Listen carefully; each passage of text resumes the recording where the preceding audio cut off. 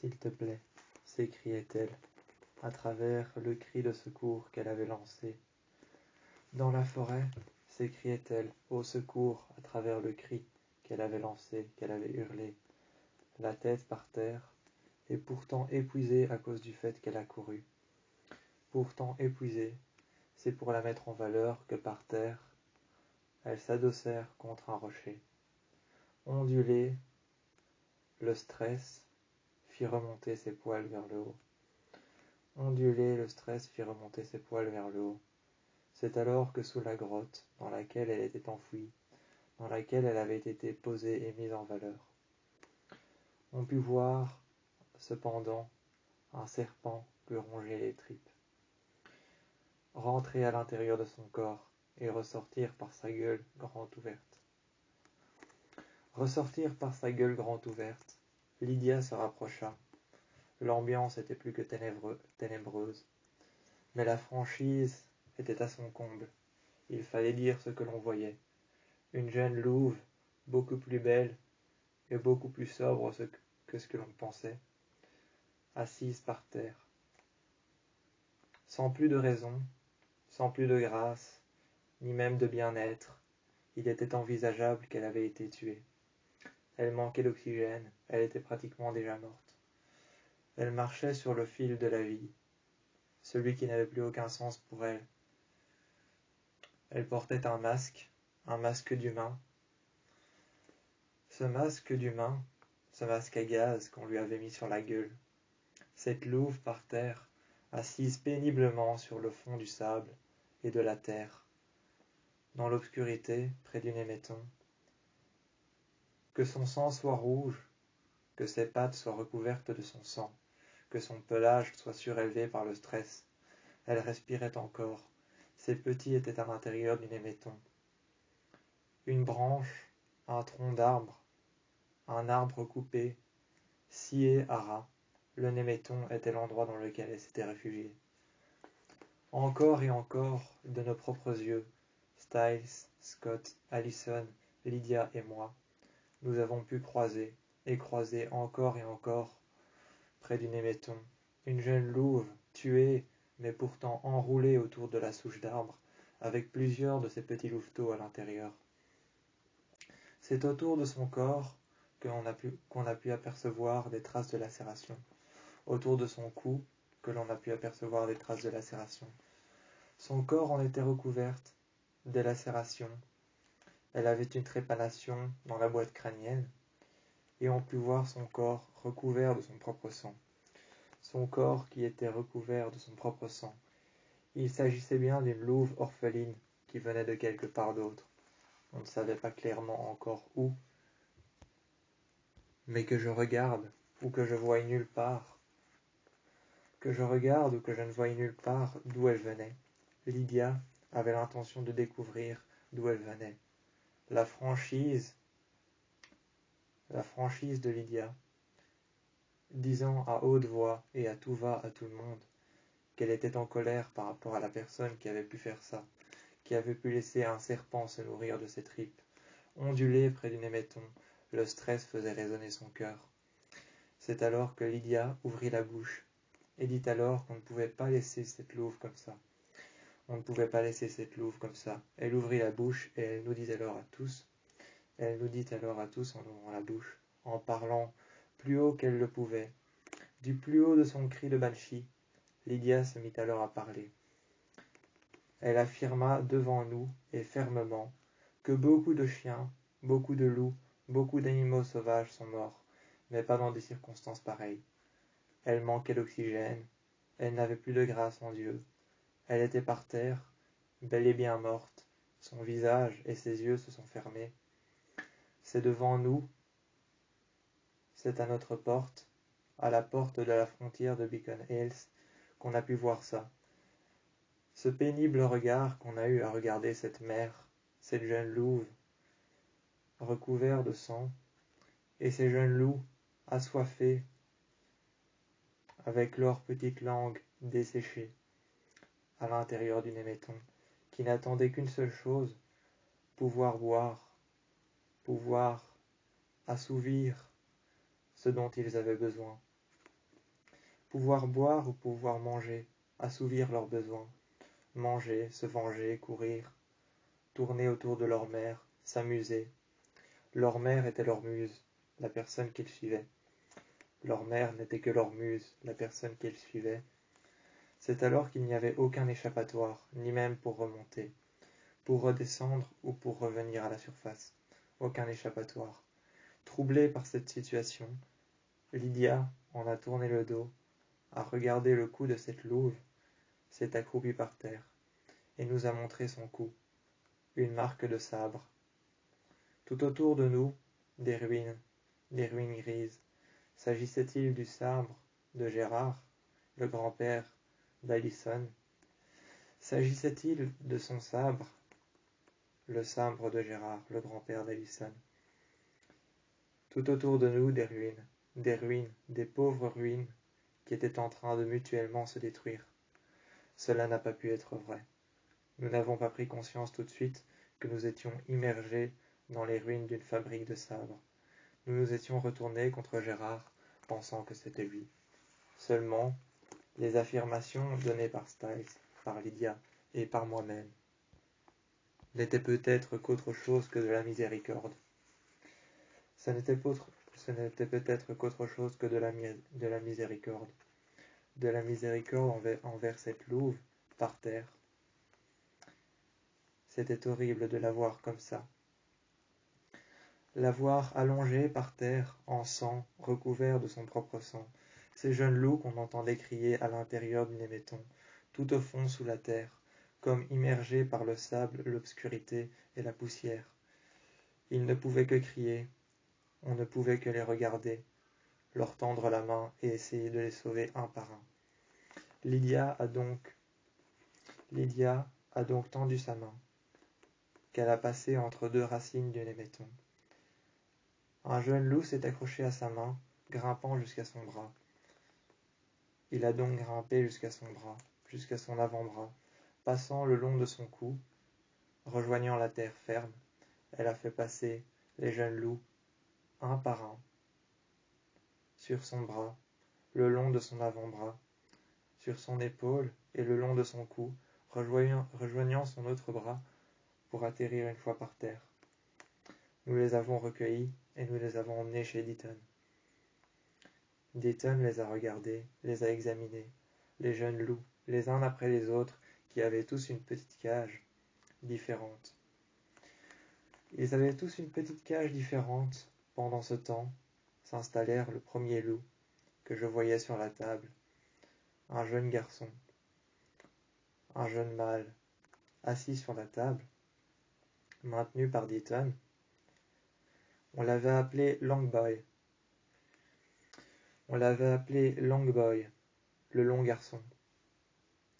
C'est alors que Longboy, comme je l'avais appelé, attendait que ses autres frères soient examinés. Deaton maintenait Longboy, le jeune loup, et puissant, il vit son torse se relever.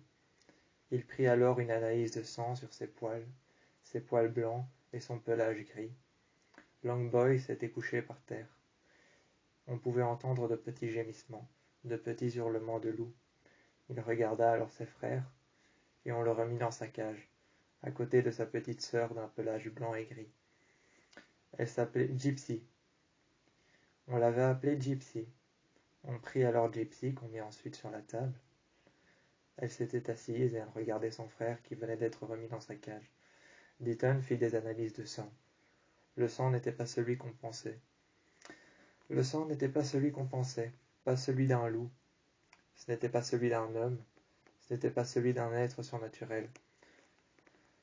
C'était le sang d'un homme qui avait été mélangé et purifié avec le sang de la bête du Gévaudan, ainsi que métamorphosé et mis en cellules souches avec la fumée de la bête du Gévaudan. C'était une association de sang humain, une association de sang animal et une association de sang qui avait été mis en cellules souches ensemble. Cette association de sang surnaturel, humain et animal avait été mis ensemble sous forme de cellules souches afin de transformer le sang de ce jeune loup en un sang spécial. On put remarquer le corps après quelques jours, toujours près du Néméton, assis par terre. C'est alors que Rocky, c'est comme ça qu'on avait appelé la mère, la loyale mère qui s'était battue jusqu'au bout, on l'avait appelé Rocky. Le père, on ne savait pas où il était. Peut-être par terre, près d'un autre Néméton, dans le monde autour de nous. Dans le monde autour de nous, peut-être près d'un autre Néméton, accroupi par terre, effondré par terre, finira-t-il peut-être lui aussi par mourir? On ne le savait pas. On était resté là bien longtemps à regarder Rocky, cette mère épuisée qui nous regardait de ses yeux fermés. Les jambes croisées devant elle, on put voir sa tête s'effondrer sur ses jambes, son corps qui commençait à se retourner, son ventre qui commençait à s'enfoncer dans sa poitrine. Son ventre qui commençait à s'enfoncer dans sa poitrine, le sang qui lui commençait à sécher, les insectes qui lui tournaient autour, l'odeur pestilentielle qui sortait de son corps. Et c'est alors qu'on revint un troisième jour. Une fumée sortait de son corps, un gaz qui avait été échappé par ce sang qui avait sûrement été fait par-delà les cellules souches.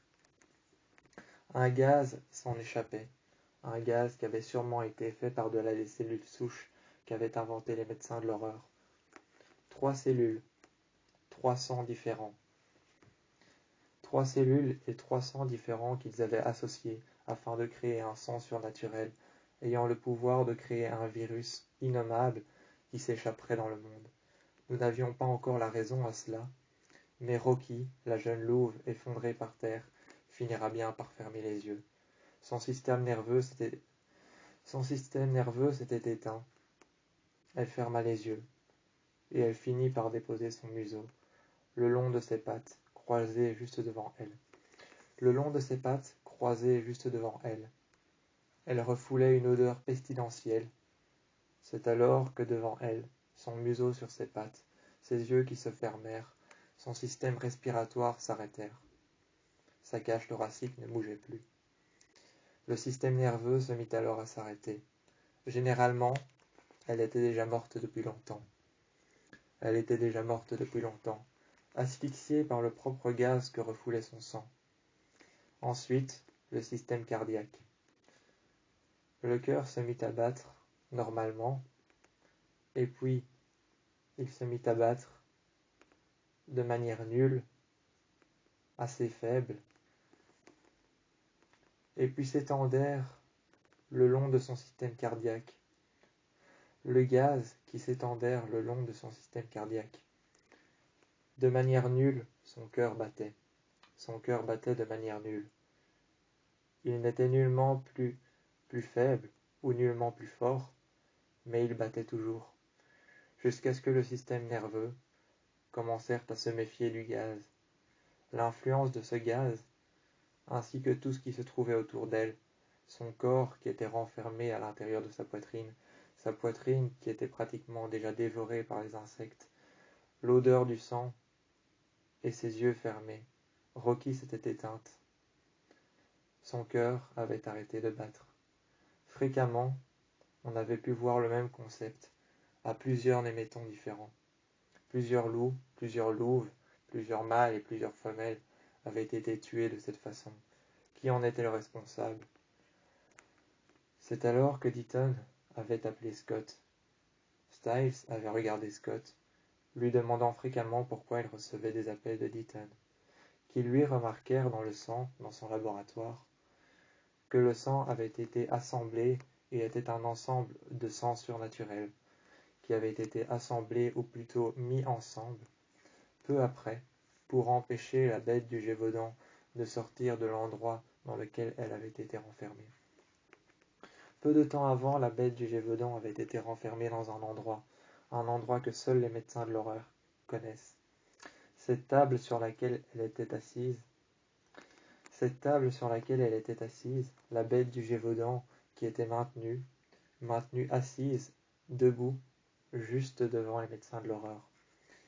Elle était debout sur une table, mais assise, en position assise, sur cette table qui relevait juste devant eux, pour la maintenir debout.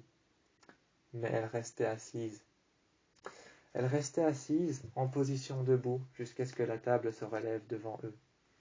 Ensuite, elle était maintenue, enchaînée, enlacée par des chaînes, par des harnais et même par des sangles, assise, mise debout par une table électronique qui se mit alors en position debout. Assise, la bête du Gévaudan regardait les 3 médecins de l'horreur avec leur fréquence sur le côté que l'on pouvait entendre, une fréquence électronique que l'on pouvait entendre, empêchant toute personne de rentrer, même Lydia, la banshee, qui se mit alors à crier pour éteindre la fréquence.